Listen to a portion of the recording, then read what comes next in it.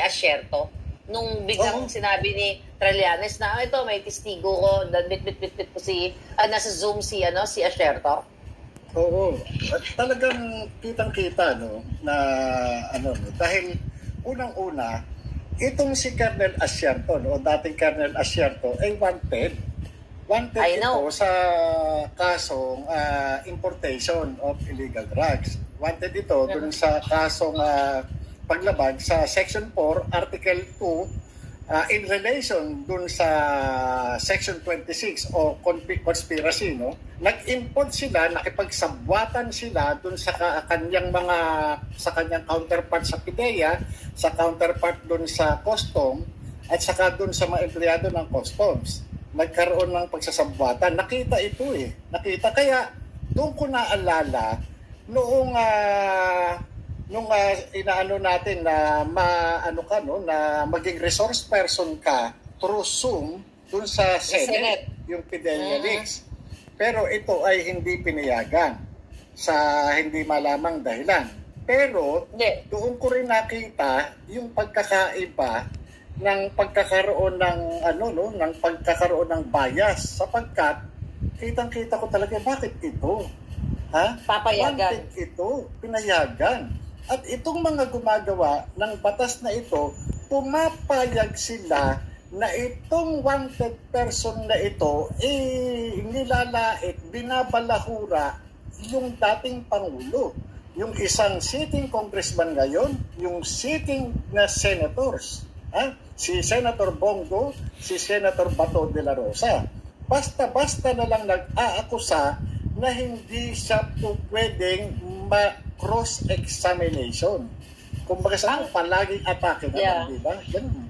Jay, ang question nga doon na-invite ba siya ng WAD committee na yon? Kasi bigla na siya lumabas Na-imbitahan ba siya? Napadala siya ng email? Kasi pareho tayo, napadala tayo ng email. Pero hindi natin alam kasi nga, kitang-kita namin, kita-kita ng taong bayan na talagang magkasabwat ang WAD committee. Ako, dito ang observation ko doon sa pinakita nila, si Trillanes at saka si Asierto. At alam ko yan, Nobyembre pa lang, last year, ay inuulat ko na yan, coming from our informante. Pero yun nga ang tanong so dapat pala malaman natin kung napadala ba siya ng invitation para maging resource person.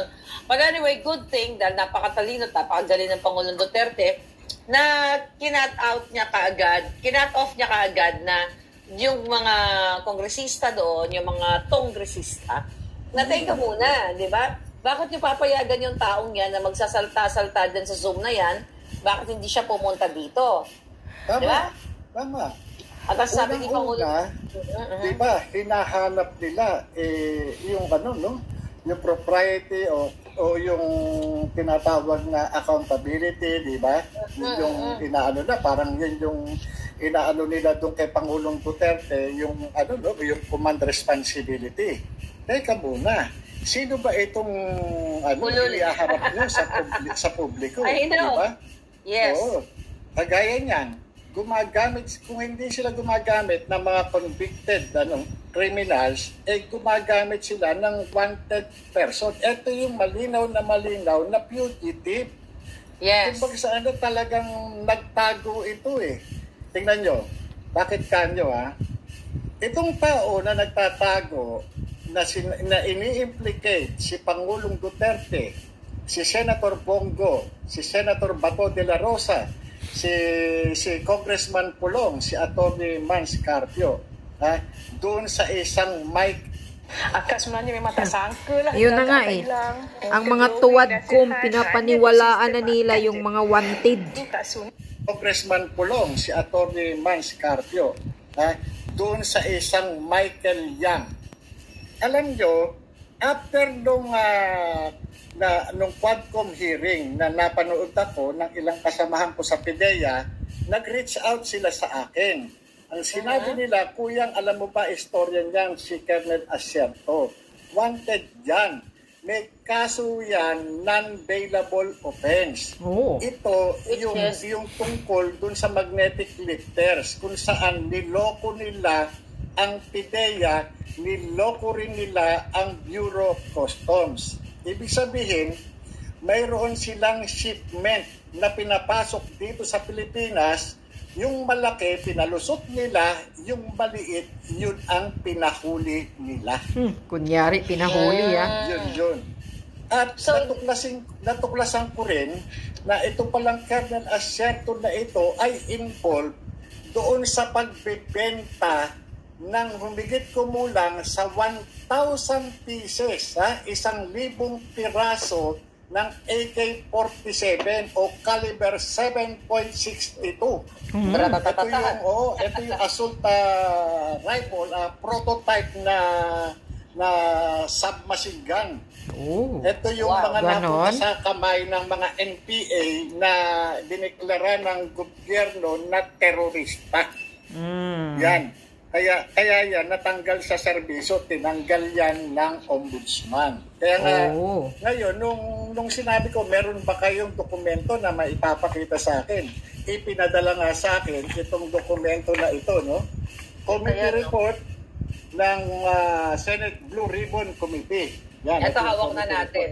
Yan, oo. Ayan. Actually, hindi ko pa nabasa lahat yan, JM, ano? Pero, for sure, ikaw, nascan mo na yan. So, itong committee report na ito from the 17th Congress, okay, December 13, 2018. Okay, ang resolution directing the Senate Committee on Accountability of Public Officers and Investigations of Blue Ribbon to conduct an inquiry in aid of legislation into the 6.4 billion worth of shabu shipment from China on the possible malfeasance, misfeasance, and non-feasance of Bureau of Customs official and employees by Senator Jay Gordon. Napanood natin, ako siya napanood ko yan pero hindi ko na matanda ng lahat. Pero dyan, sa committee na yan, sa resolution na yan, sa hearing na yan, in aid of jutang ginintang legislation, ang dinidiin nila dyan ang Pangulong Duterte, ang pamilya ni Pangulong Duterte, tama ba? Oo, dinidiin nila ngayon dito sa Quadcom, dinidiin nila si Pangulong Duterte at mayroong tao na publicly, common knowledge na sinasabi na kaibigan o malapit sa mga Duterte. Kumbaga sa wala silang makita na Chinese para idikit kay Pangulong Duterte, idinikit nila yung pangalang Michael Yang. Ngayon, sa pag-uusap namin nung aking mga dating kasamahan sa PIDEA, ito bang Michael Yang na ito inabot ko nung panahon ko? Kuya, wala tayong Michael Yang. Nagkaroon na lang ng Michael Yang, Bongbong Marcos na. Ibig sabihin, maaring itong Michael Yang kaya nagkaroon siya ng listahan o nailagay sa listahan ng PIDEA ay dahil mayroong nagpalagay. Kasi madikit kay PIRD. Sa resolution na yan, kasi may mga involvement, mayroon din silang in-involve kay Michael Yang, even panahon ni Pangulong Duterte. Mayroon din mga kinasangkutan. But anyway, dito sa dokumento na ito, na ipinarward sa iyo at na-forward mo din sa akin, dito sa binabato ni Asierto at ni Trillanes, syempre, ni-echo niya yung mga kasinungalingan ni Asierto. Wala naman nakalagay dito, di ba, na Michael Yang? Wala. Sapagkat, kung susundin natin, kasi tayo pagka nag-ooperate tayo, no? Usually. Kayo sa PIDEA, paano ba yan? Pagka nag-ooperate, makikita mo yung mga pangalan. Bakit? Magre-reflect yan Unang-una doon sa authority to operate, doon sa pre-ops. Ngayon, pagka nagsagawa kayo ng casing and surveillance o yung mga surveillance, magre-reflect yan doon sa after surveillance report, after operation report. Magre-reflect yan yung mga pangalan na natatalisod. Kung ano yung nakita mo doon sa area, footages man, litrato man, o plaka, halimbawa, kung meron kang makitang plaka, i-verify mo yun, makikita mo pangalan din doon sa report. Oo, makikita mo, magre-reflect yan. Hindi po pwedeng, katulad nito. Anong page siya? July 13, halimbawa, July 13, may nakita ang mga operatiba. 2 cars were seen entering the warehouse in GMA Cavite as seen on CCTV. Ford Expedition plate number XNX 588. Nung i-verify ang owner, Rogelio Valiente. Ngayon, yung Toyota RAV4 plate number ABF 7229. Nung i-verify ang may-ari, John Trapse. Ibig sabihin, sa lahat, nagkakaroon ng mga development report, day-to-day basis ang reporting ng after surveillance report, nagkakaroon yan ng, nagkakaroon ng progression yung activity ng mga ahente doon sa ground. Kaya, kahit paano kung tignan, itong committee report na ito, wala akong nakitang pangalan na Duterte ang apelido, na Go ang apelido, na De La Rosa ang apelido, na Pulong Duterte, na Mans Carpio, lalo na yung Michael Yang. Kaya itong Michael Yang na ito, yung Duterte na protector na sinasabi, yung kung sino-sino pa, afterthought na lang ito. Correct. Ngayon lang yan sila at ginagamit sila ng mga politikong kurap, ayun, ipinadagdag na lang doon sa narrative nitong si Asierto. Kasi para na nabanggit magkaroon ng ang magkaroon ng mabuo yung kwento. Mabuo ang script ng Tuwadcom. Based sa nakuha nating report from PDEA Friends, yung kinakwento sa iyo na ito nga si Asierto ay talagang nagta-transport ng ipinagbabawal na, alam mo na, papasok sa Pilipinas. Tapos, yun nga, during that time, yung mga malaking shipment nakakalusot, yung maliit, dinideclare na kunyari na intercept nila, nahuli nila para magkaroon ng accomplishment, right? So, pero, sa tingin mo, bakit itong si Asierto, during that time, hanggang ngayon, pilit na dinadamay ang pangalan ng mga Duterte at mga pamilya nila, in-law and everything. So, well, ako alam ko na ang nangyayari ngayon talaga, ang utak nito is si Bangag Jr. dahil nakikipagsabuatan na kasi Trillanes dyan. Pero before 2018, panahon pa ni Pangulong Duterte, so sa tingin mo ba, kaya bigla na lang nag-name drop itong si Asierto na binabaliktad niya ng Pangulong Duterte ang Lord or sangkot dito, sila Pulong, at iba pang mga kapatid niya, kamag-anak niya. Pero dahil gusto niyang pagtakpan yung ginagawa nila. Tama. Kasi kung saan bansa nila yun, ang isa doon sa mga pamunahing elemento para siya ay maadmit sa refugee status, kinakailangan meron pang persecution doon sa iyong home country. At ito yung nakikita dyan na yung current administration nun, which is the Duterte administration, yung sinasabi niya, gugurgurin siya. Kinakailangan kasi mai-present niya, maipakita niya. Maidokumento na may persecution. Hinahanap na siya, ano ang katunay na hinahanap siya ng gobyerno o yung warrant of arrest niya. Yung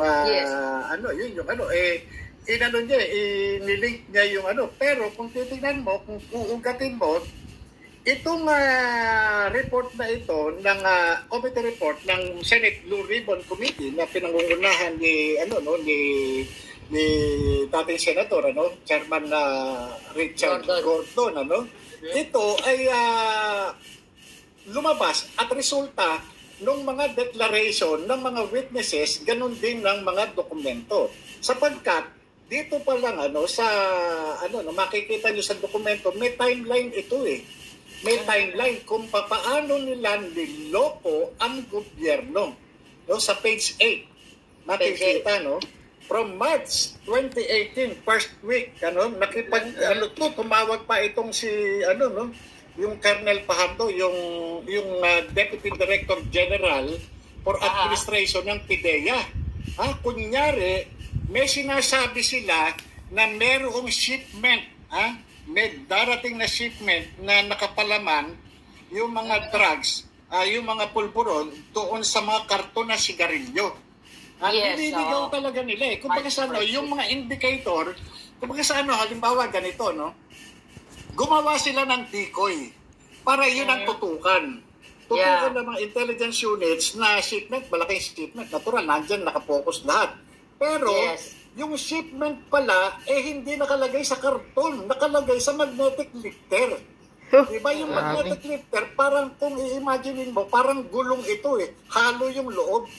Kaya po pwedeng kargahan ito. Kaya, kumbaga sa at kung titignan mo, itong yung relationship, itong si Asierto, itong si Fajardo, merong close relationship dito kay Guban, yung intelligence officer ng intelligence, niloko rin niya yung kanyang mga kasamahan doon sa CIIS. Diba? Niloko nila sapagkat itong lumalabas, itong si Guban, ni Asierto at kaklase nitong Deputy Director General for Administration ng PIDEA na si Ismael Fajardo, no, na sumakabilang buhay na, no, sa pagtatago. Kaklase sa criminology. Namatay na sa pagtatago si Fajardo. Kaya sinasabi lang nila counterpart, pero bata nila itong si Guban. Nagsasabi pa sila na confidential informant, pero sila rin pala. Kung baga sa nakikipag-meeting pa sila kay Archie Grande, nakikipag-meeting pa sila dito kay Director Pedroso, pero yung pala, sinutubibo lang pala sila. Sinasabi may parating, yung pala nakarating na. Nakarating na at nabuksan na. At nakita rin ng PIDEA, ng mga investigators, nakita nila na itong si Asierto, alam niya kung ano yung kahinaan ng magnetic lifter, kung saan po pwedeng buksan para hindi masayang nga naman sa pagbukas, para hindi tumapon yung mga, alam niya. Oo. Kumbaga alam niya yung structure o yung mismong, nung magnetic lifter, yun yung, pati doon sa pagpapalit nila. Ito yung, yung shipment na ito, nakalagay dito sa record na pinahanap itong si Jimmy Guban, nakalagay dito, pinahanap si Jimmy Guban ng dami consignee. Ibig sabihin, natatandaan ko, nung mayroon akong inimbestigahan na customs collector, natuklasan ko na yung mga company, yung mga empleyado, meron silang mga tinatayong kumpanya. At itong mga kumpanya na ito, pagka may kailangan ng na pwedeng gamitin consignee, ito yung ginagamit, ito yung pinadadala para yun yung kunyari yung consignee. Yan, binabayaran yan. At makikita mo rin dito na yung x-ray naging bulag. Kahit na may nakitang kontrabando, nagiging bulag. Kasi nga, may human intervention Biro mo, 1,000 per lata o per container van yung bayad. Wow. Pero tignan mo, yung ipinapasok, talagang milyong Pilipino ang sisirain. Diba? Kaya nga. Tapos ngayon, ang presidenteng matino na kung saan nilabanan ang warranty para sa taong bayan na mabawasan ang mga addictus at ang mga druggers at kung ano-ano pang mga malalaking sindikato, dinidiin ito at nagkukunibes, si Trillanes, si Asierto at ako, alam ko na ang administrasyon ni Bangag. But, go ahead. Alam niyo, may napansin ako Nung inimbestigahan to sa Senate Blue Ribbon Committee, mukhang talagang mukhang bumaha ng pera. Bakit? Kung mapapansin nyo, may mga hindi sumang-ayon dito sa committee report na ito. Hindi lahat pumirma Oo, kasi nga, di ba, eto kung titignan mo, eto talagang itong na ito para sa bayan to, ang inililigtas dito hindi kaya, sa atin nagtatanong lang tayo, hindi kaya may nagkapera dito. Kasi, for sure, meron yan. Oo, yung committee chairman, pumirma. Ngayon, yung members, ang hindi pumirma, Grace po, Chis Escudero, Trillanes, Bam Aquino, Risa Hontiveros, at saka Kiko Pangilinan. Teka, pakita natin yan Drugs ang pinag-uusapan dito. Drugs. Nasa page 45 ata ito, 46. Ang pinakadulo. Tingnan ko. Pakita natin. So ano ang significance nito? Kasi ikaw na-review mo yan. Ako na-scan ko lang pero hindi ko lahat nabasa. Pero napansin ko nga ito, JM, ayan yung binabanggit mo. So bakit itong mga, sino yan? Grace po. Ito. Tulad dito, ito. Trillanes. Antonio Trillanes. Bam Aquino. Grelon, Soberes, Rizal Tomerma. Tiberos, Kiko Pangilinan. Sino-sino ba ito mga ito? Mga dilawan to lahat, ayan Pinklawan. Si Ang naiba lang dyan, yung si Grace po at saka si Lacson, Escudero. Pacquiao, Villar. Itong so, usapin na ito. Ang usapin na ito ay tungkol sa ipinagbabawal na pulburon. Ang usapin na ito ay tungkol dun sa malakihang bilyong halaga ng illegal na pulburon. Pulburon, yes. Sapagkat kung itong committee report na ito ay hindi magiging kumbaga hindi magiging majority yung mga talagang mababaliwala, di ba? Kumbaga sa mukhang merong dito. So, sindikato ang ibang senador diyan na nakapirma. Nakinabang? Hindi kaya nabigyan ng pakimkim? Nagtatanong lang naman tayo kasi parang bakit wala silang pirma doon? Hindi malayo. Hindi malayo. Sapagkat kung ikaw ay tapat sa sarili mo at gusto mo talagang mahinto itong negosyo, illegal na negosyo dito sa ipinagbabawal na pulburon, talagang ikaw mismo mangunguna para dyan. Diba? Yan naman ang dudumilat ang mga ebidensya. At sa katunayan, ilan din yung mga nakasuhan dito. Kung di tayo nagkakamali, humigit sa 10.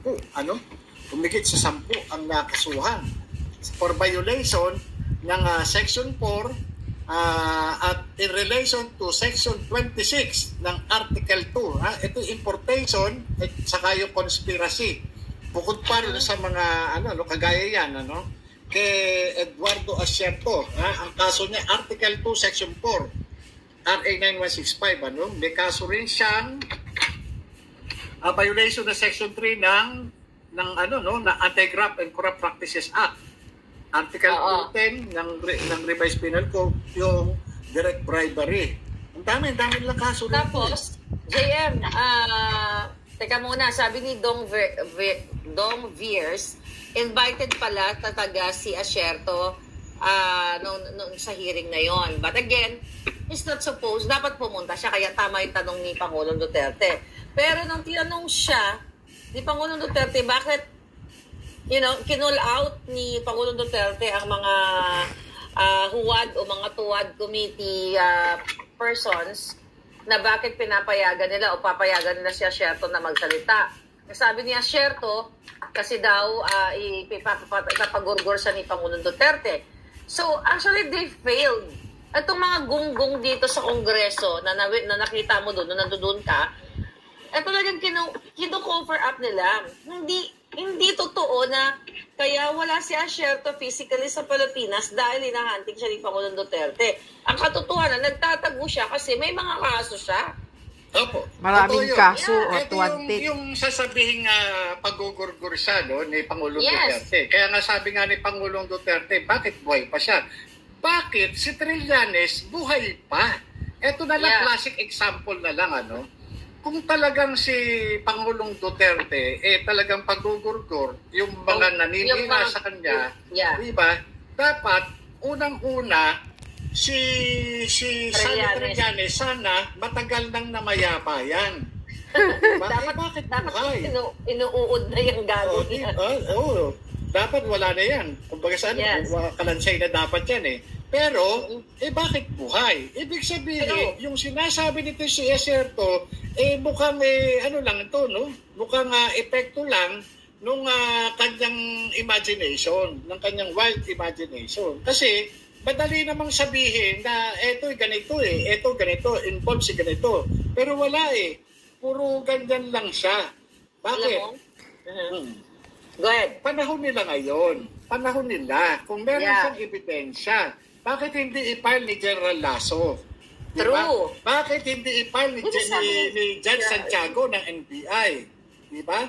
Bakit hindi i-file ni Marbil? yung kaso na hawak nilang ebidensya, bakit di nila i-file? Bakit sa Huwad Committee sila nagbidabidangan? Oo.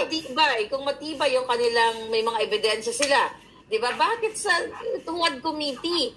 And tama ka doon eh. Tama ka na ba kung totoo yung pinipicture nila kay Pangulong Duterte na berdugo, manggugurgor, at kung totoo yung mga kalokohan ni Pangulong Duterte na nagdahagi siya ng mga tao sa helicopter, 'di ba? Dapat isa na si Trillanes ngayon ang lumulutang-lutang, 'di ba? Or buto na siya ngayon, or wala na siya. So, tama, good point yon JM, na kung totoo yung binabato nila kay Pangulo Duterte sa pamilyang Duterte, matagal na silang abo. Tama, diba? oo.